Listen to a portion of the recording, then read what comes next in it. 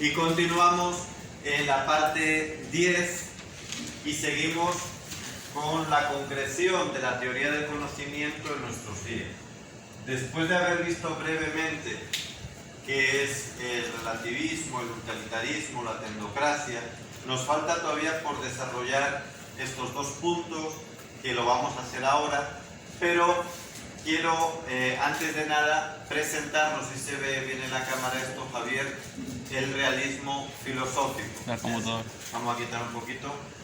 ¿Se ve ahora el realismo filosófico? Sí. Decíamos que es la postura propia de la tradición cristiana y también de la filosofía clásica. Y dice que la verdad es la realidad, el ser de las cosas, que existe, que no es algo que uno se invente.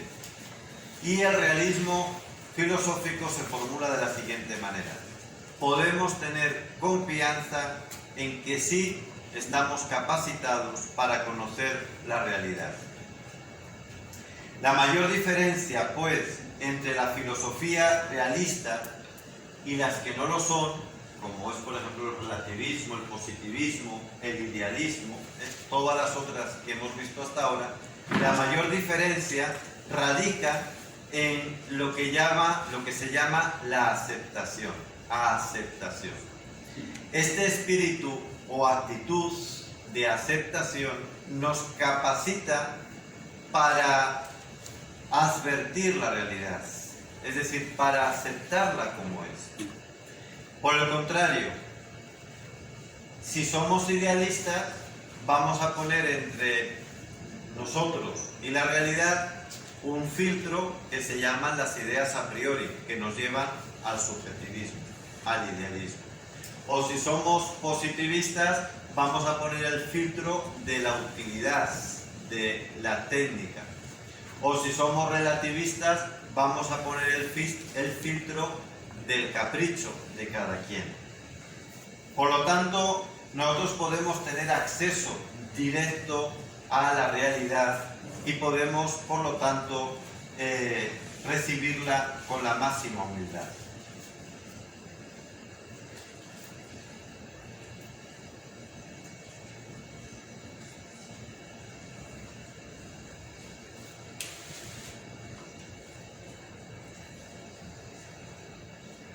Es verdad que, como decía Sócrates, la teoría del conocimiento es una teoría que se mantiene como el pájaro, con dos alas.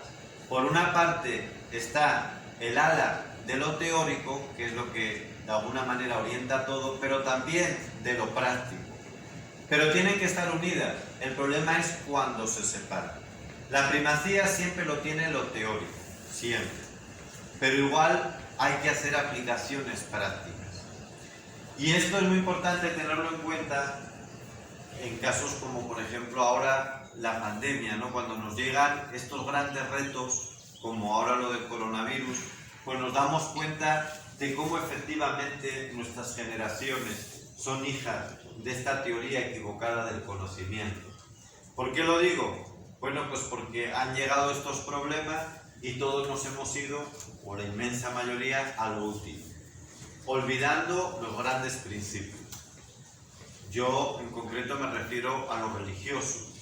¿Qué es lo útil? Mira, por si acaso cerremos todo, por si acaso no hagamos culto, por si acaso no hagamos Eucaristía, o por lo menos no la hagamos pública, con público. Claro, eso es un criterio de utilidad. Que no digo que no haya que tener en cuenta el bien de la salud, pero hemos olvidado el principio fundamental del culto que le debemos a Dios, que es el primero de todos. Y eso se tiene claro si yo tengo en mi teoría del conocimiento el orden claro de los principios, que primero es la teoría, los principios y luego su aplicación. Y si tengo claro la jerarquía de verdades, que primero es la verdad sobrenatural, después la social, la psíquica o mental y por último la material. Y la de la salud está ahí entre material y social, pero desde luego no puede pasar por delante de la primera verdad, que es la sobrenatural. Así que todas estas cosas nos han puesto en evidencia pues, los errores en los que estamos, ¿no? En una teoría del conocimiento equivocada. Dentro de esta postura realista, que es la nuestra, que es la de la Iglesia, que es la de la filosofía griega clásica, la mejor filosofía, la del sentido común, es importante distinguir entre entender y discurrir. Entender sería el conocimiento inmediato, el que me viene de manera natural y, por lo tanto, el discurrir sería ya el reflexivo, el que yo hago a partir de ese conocimiento inmediato. Por lo tanto, no es lo mismo. En el inmediato yo capto la realidad de una forma espontánea. En el reflexivo o en el razonamiento deduzco a partir de principios inmediatos y naturales, deduzco consecuencias. Para entender esto nos puede servir una frase que, como casi todas las de él, es muy lúcida y da mucho que pensar, del gran Chesterton. Si no lo conocen, por favor, empiecen a conocerlo. Además de un enorme escritor, un gran converso y un enorme católico muy luminoso para nuestros días. Él vivió entre el siglo XIX y el XX, ¿no? Chesterton decía lo siguiente, a ver si alguien me puede explicar esta frase. Un loco es aquel que ha perdido todo excepto la razón. Nosotros normalmente decimos, el loco es el que ha perdido la razón, ¿verdad? Está loco, ha perdido la razón. Y Chesterton, que le gustaba mucho jugar con las palabras y con las contradicciones, las paradojas, él decía, un loco es aquel que ha perdido todo menos la razón. ¿Qué significa eso? El loco sí razona, el loco discurre, lo que ha perdido es el sentido de la realidad. Acabo de decir que una cosa es entender y otra cosa es razonar. Entender es captar de manera inmediata, natural, la realidad. Y razonar es, a partir de esos principios naturales e inmediatos, deducir, sacar consecuencias, relacionarlos. Entonces, ¿el loco qué pierde? Pierde la capacidad de deducir. Tú oyes locos que dices tú, este es un monstruo de inteligencia, esta persona, ¿qué capacidad tiene para hacer silogismos? Lo que ha perdido es el contacto con la realidad. Esa es la definición de lo, hasta clínicamente, vamos, aquel que está disociado de la realidad, es decir, no capta lo evidente. Puede deducir mucho, pero no capta. Está en una reunión y se comporta como pone a gritar, se pone a saltar. Pero ¿no te das cuenta que esto es una reunión? ¡No! Porque perdió el contacto con la realidad. Pero fíjense qué lúcido Chesterton, ¿eh? El loco lo ha perdido todo, menos la razón. Ha perdido el sentido primero, ¿no? El evidente. Igual que también tenemos que distinguir entre verdad lógica y verdad ontológica, porque ya hemos dicho que la verdad lógica es el hacer bien el razonamiento, técnicamente bien construido, pero la verdad ontológica es aquello que decía Santo Tomás de Aquino, adequatio intellectus et rei, que nos lo traduce pues Carolina, que es la latinista. ¿Cuál es? Efectivamente, adecuación entre el razonamiento y las cosas, adecuación del intelecto y las cosas. Es decir, las cosas están ahí y cuando mi razonamiento se adecúa a las cosas que están ahí, eso es la verdad. Ese es el razonamiento o la verdad ontológica, que es distinta de la lógica. A veces coinciden y otras veces no coinciden. Yo puedo hacer un razonamiento lógico perfecto y la conclusión sea una falsedad ontológica, porque no hay correspondencia entre mi entendimiento y la verdad de las cosas.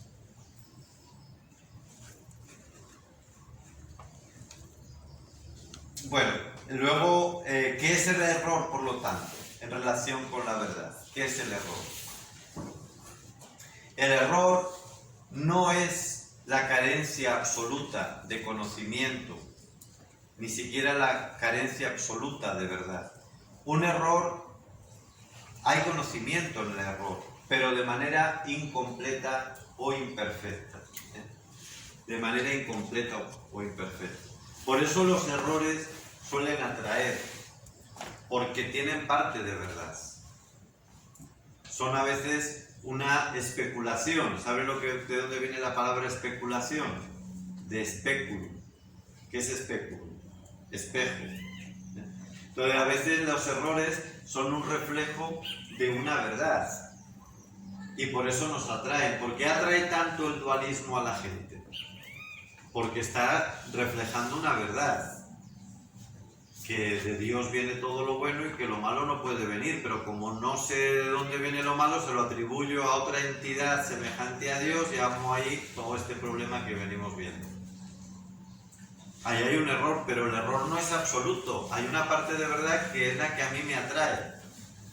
Y ahí viene el peligro de los errores, ¿no? O de las medias verdades, que suelen atraer mucho a las personas por eso mismo, porque parecen verdad y se convierten de alguna manera pues en trampas mortales. Hay que distinguir también entre razón discursiva y razón especulativa. La razón discursiva es la capacidad de encontrar una verdad a partir de otra anterior conocida como tal.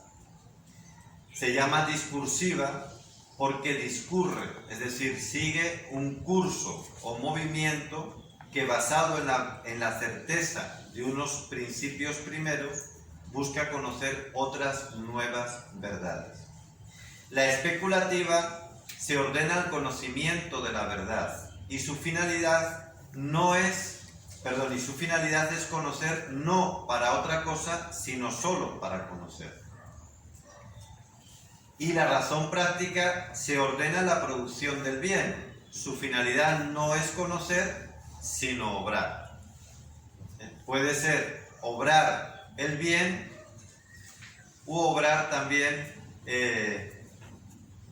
pues tanto en el bien técnico como en el bien ético. Es decir, la razón práctica me puede llevar a un bien técnico, a un utensilio, a algo que nos haga más fácil la vida, o a un bien ético. Por eso tanto la técnica como la moral entran dentro del campo de la razón práctica. Razón discursiva, razón especulativa, razón práctica, y dentro de la práctica tanto la moral como la técnica.